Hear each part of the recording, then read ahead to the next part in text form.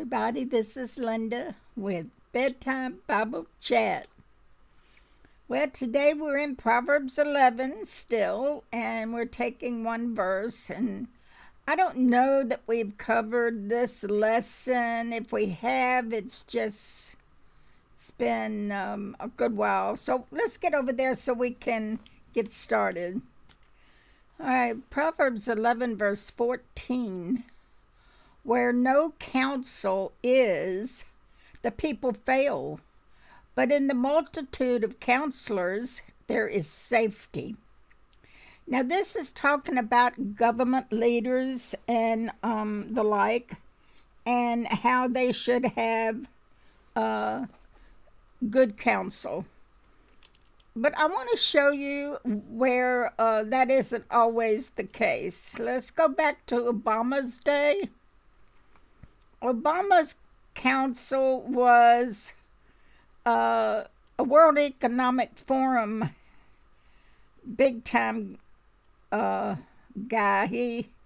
His last name is Wallace, and he for years would go to Davos with all of the elites of the world and supposedly preach, but what he was talking about was mainly how to get people in line faster. Now that was Obama's advisor. Now let's go to Biden's advisor. He's Friar Kevin O'Brien. He is a Jesuit priest. Now, if you are aware of Jesuits, their history has been very, very, very bad. They were the enforcers for the Catholics during the Dark Ages. But he is under investigation. As of 2021, I haven't heard anything about anymore. Let's go to Trump. Trump had the worst. He had Paula White as his advisor, and some others as well. Many that were very bad false teachers, like Paula White is. But she was his go-to person, I guess. He had some good ones, like Jack Hibbs. But for some reason, Paula White always made it at the top. She pushed herself in there, but here is a Tampa Bay Times. This is Paula White, and this is Jeffries. He was also one of the advisors. I'm trying to see. This picture doesn't show the biggest one, and I can't think of his name right now. You know me, I can't think very well. Hold on, let me remember. Kenneth Copeland, that's the one I was trying to think of. Him and Paula White are the worst, and they were on President Trump's spiritual advisory. Now, let me show you something else. These are false teachers, and they seem to wiggle their way into various places that they should not be for money and fame. Fame brings money. Now, these are Obama's advisors that were his so-called echo chamber.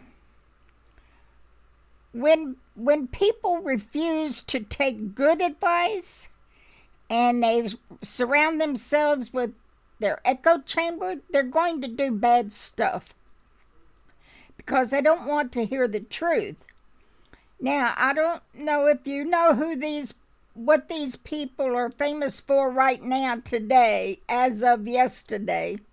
But these are the treasonous people who put together the Russia hoax against Trump. Biden, Obama, Clinton, Comey, et al. All of these people committed treason trying to do a coup on Trump. These are Obama's advisors for this particular program. Oh, me. So what am I saying here? I'm saying that ever since the beginning of time, people have surrounded themselves with advisors, as we should have advisors. But they always use yes men, echo chambers. They don't want to hear the truth. If you recall, I think it was,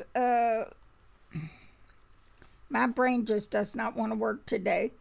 Back in the Old Testament time, one of the kings said that he hated one of the prophets of God because he always gave him a bad report.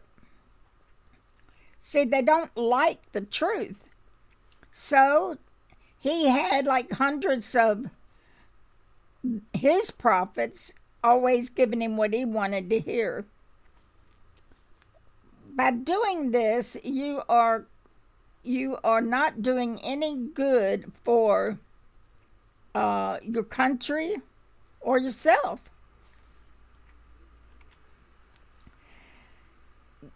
As a nation, the leaders need good, trustworthy advisors that will tell them the truth, not give them what they want to hear. Because what's the use of having an advisor if he's not going to advise you the truth? But our country, along with all the other countries, always surround themselves with the worst people. Trump was the worst at hiring people to be on his staff. Every one of them were traitors to him. Every one of them tried to get him in trouble. He was horrible because he wanted people to tell him what he wanted to hear. And these people knew he was a narcissist, so they fed him everything he wanted to hear. So when they got into office, now they can stab him in the back. But what's that got to do with you and me, though? Well, this verse is about leadership, but it can also be about you and me, because we too need an advisor. We need somebody that we can count on to tell us the truth. If I ask you, and this happened to me, I got to tell you this story. This is when I was not walking with the Lord. And I was getting ready to go dancing, me and my girlfriends. And my best friend at the time, hindsight's 2020, but at the time, I asked her, I said, do I look okay in this outfit? Does it make me look fat or something? Because, I am fat. Oh, no, you look great. You look great. Okay, so I wore that outfit. So I get up there to sing, and somebody was recording it for me as a gift because it was my birthday. And I didn't know he was going to record me.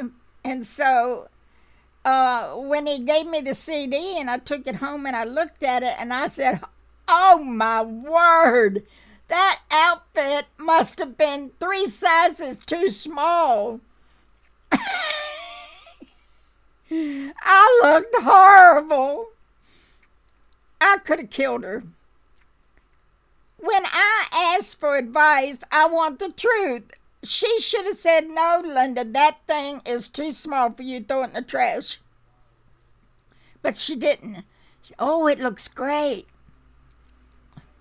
Well, what we want is honesty when we get advice, right? Now, there are times when people will give us, we'll ask them, well, should I buy this house? I really, really, really want to buy a house. Now, the economy's bad. Interest rates are through the roof. Home ownership is going to be stopped soon. But you asked your aunt, and your aunt doesn't want to disappoint you. You want it so bad. So she's going to say, oh, yeah, get it. Get it while you can. There's a good deal on this house.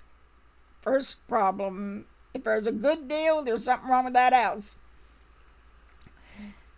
She goes into debt and buys the house, and the interest rate being through the roof, her house payments are terrible. Now she's burdened because now she's lost her job because of the economy. What her aunt should have told her was, with the economy the way it is and jobs and the interest rate, I think it would be wise to wait. That's what she should have said. But because she loved her and didn't want to disappoint her, she gave her bad advice. Now, the aunt didn't mean to cause a problem. But still, she should have told the truth. Now, we, as just regular people, we have all kinds of advisors also. We have our spouse, our mother and father and grandparents, and our pastor and our teachers. All of those are our advisors. But they're human. And they can be wrong sometimes. There is only one perfect advisor, and that's Jesus and his word. Take your big decisions to Jesus first. Let him advise you on what to do. And if he doesn't answer you that day, don't jump into it anyway. Wait, be patient. I have found that when the Lord doesn't answer me right away, there are a couple of things that might be going on. He wants me to think it through. He wants me to be smart. And so if I think it through step by step, oh, I see now, I get the answer I need. The other thing is sometimes, and this is my experience, your experience might be different, but sometimes when he doesn't answer me right away, it's because with time he's going to put things in front of you, numerous things that will answer your question, but you got to wait because today you probably won't hear nothing, but maybe next week you'll read something or you'll see something, and then the next day you'll see something or read something or hear something, and you put all of that together and you say, oh, I see what you're saying now, Lord. He puts things in front of you in his timing. So wait on the Lord. Don't jump out. So many people have said to me, that they have prayed and prayed, but the Lord hasn't answered them. I ask, how long have you been praying? Today. Well, don't be impatient. You've got to wait on the Lord. He is your perfect advisor. If all these presidents had gotten good advisors and taken their decisions to the Lord first, like the 9 good kings of Judah did back in the Old Testament time, everything would be fine. When those kings took the things to the Lord, they would either ask the prophets or they would pray and the Lord would tell them. They wouldn't go into war without first asking the Lord. they wouldn't do something major with their rule without first asking the Lord. And we should do the same thing in our lives. Nothing major should be attempted without asking the Lord first. He is our perfect advisor. Man will mess up. That's just, as human, we aren't perfect. But He is our perfect advisor, and He will tell you what you need to know, and He will be right every time. So that's our lesson today. And where do you go to ask the Lord these questions? You talk to the Lord, your perfect advisor, when you commune with Him. You know where I commune with the Lord, out in my garden, and I can ask Him all kinds of stuff back there in my garden. And I can pray for other people. I can thank Him for the things He's done for me. That's where you have His ear, is when you commune with the Lord. So that's where you need to take all your big questions. Your big advice needs to come from the perfect advisor when you commune with the Lord. Okay. Well, I hope that this information helped you. We forget when we have to have a big decision to make. We forget to take things to the Lord. We just go out there and do it. Well, that's because we like to be in control. We're not. We got to learn that. Okay, guys, there you have it. I hope that you will have a good day, and I hope I'll see you tomorrow on Bedtime Bible Chat, if the Lord's willing. Bye-bye.